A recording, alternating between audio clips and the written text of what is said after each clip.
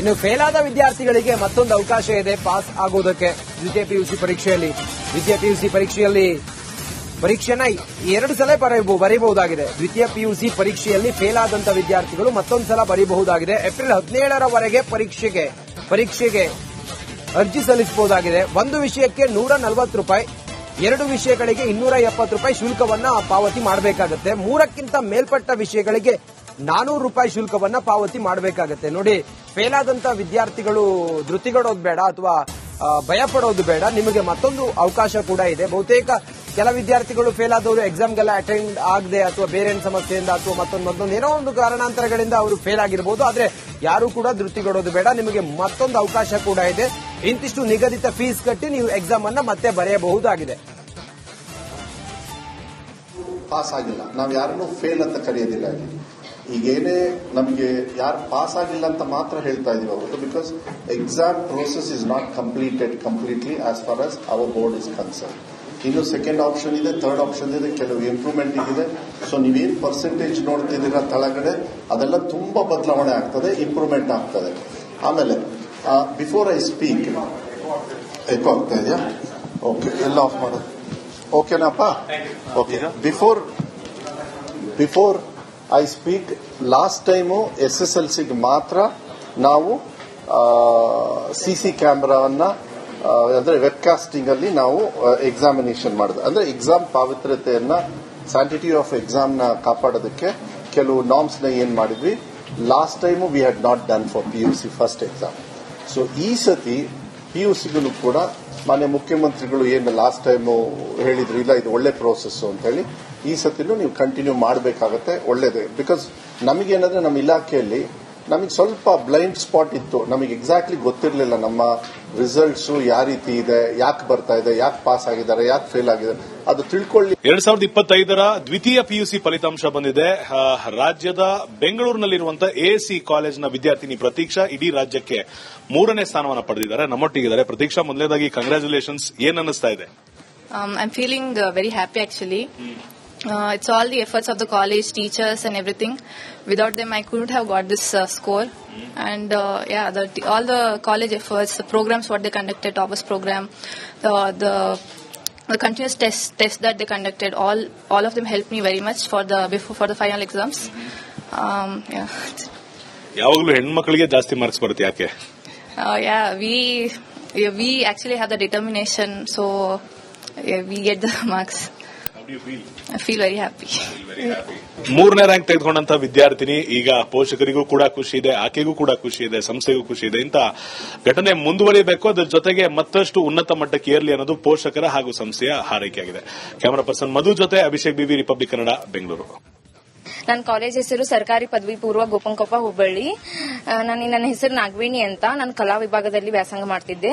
ನನ್ನ ತಂದೆ ಹೆಸರು ಅಂತೋನಿ ರಾಯಚೂರು, ನಮ್ಮ ತಾಯಿ ಹೆಸರು ಸುಲೋಚನಾ ರಾಯಚೂರು. ನಾನು ಕರ್ನಾಟಕ ರಾಜ್ಯಕ್ಕೆ 5th ಬಂದಿದ್ದೀನಲ್ಲ, ನನಗೆ ಬಹಳಷ್ಟು ಖುಷಿ ಇದೆ. ಇದು ನನ್ನ ಪರಿಶ್ರಮದ ಫಲ. ನನಗೆ ಬಹಳ ಸಂತೋಷ ಆಗ್ತಾ ಇದೆ. ಇದಕ್ಕಿಂತ ಹೆಚ್ಚು ಬಂದಿತ್ತಂದ್ರೆ ಇನ್ನಷ್ಟು ಸಹ ನಂಗೆ ಬಹಳ ಖುಷಿ ಆಗ್ತಾ ಇತ್ತು. 98.83 ಬಂದಿದೆ. ನನಗೆ ಬಹಳಷ್ಟು ಖುಷಿ ಆಗ್ತಾ ಇದೆ.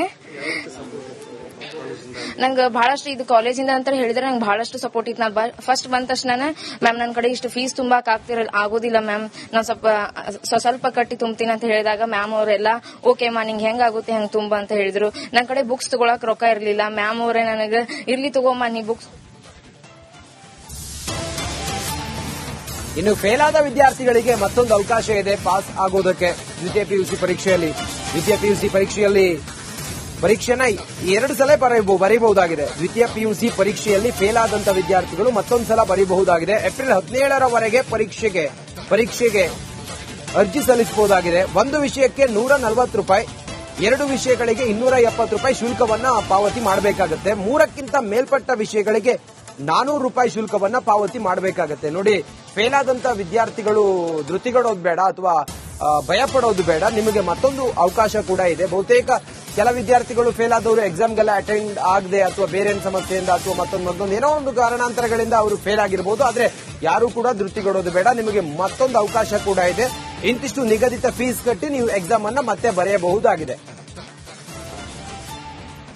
ಪಾಸ್ ಆಗಿಲ್ಲ, ನಾವು ಯಾರನ್ನೂ ಫೇಲ್ ಅಂತ ಕರೆಯೋದಿಲ್ಲ. ಈಗೇನೇ ನಮಗೆ ಯಾರು ಪಾಸ್ ಆಗಿಲ್ಲ ಅಂತ ಮಾತ್ರ ಹೇಳ್ತಾ ಇದೀವಿ ಅವತ್ತು, because exam process is not completed completely as far as hour board is concern. ಇನ್ನು ಸೆಕೆಂಡ್ ಆಪ್ಷನ್ ಇದೆ, ಥರ್ಡ್ ಆಪ್ಷನ್ ಇದೆ, ಕೆಲವು ಇಂಪ್ರೂವ್ಮೆಂಟ್ ಇದೆ.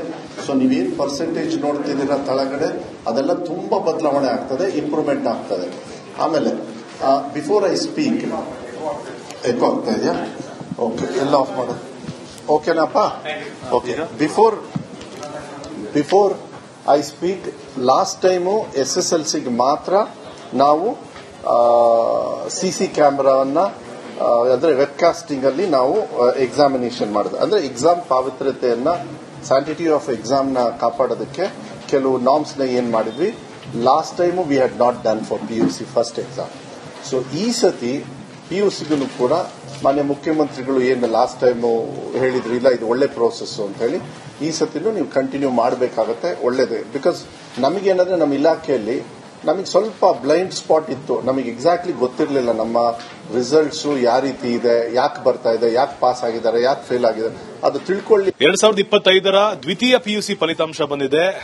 ರಾಜ್ಯದ ಬೆಂಗಳೂರಿನಲ್ಲಿರುವಂತಹ ASC ಕಾಲೇಜಿನ ವಿದ್ಯಾರ್ಥಿನಿ ಪ್ರತೀಕ್ಷಾ ಇಡೀ ರಾಜ್ಯಕ್ಕೆ 3ನೇ ಸ್ಥಾನವನ್ನು ಪಡೆದಿದ್ದಾರೆ. ನಮ್ಮೊಟ್ಟಿಗಿದ್ದಾರೆ. ಪ್ರತೀಕ್ಷಾ, ಮೊದಲನೇದಾಗಿ ಕಂಗ್ರಾಚುಲೇಷನ್ಸ್. ಏನ್ ಅನ್ನಿಸ್ತಾ ಇದೆ? I'm feeling very happy actually. It's all the efforts of the college, teachers and everything.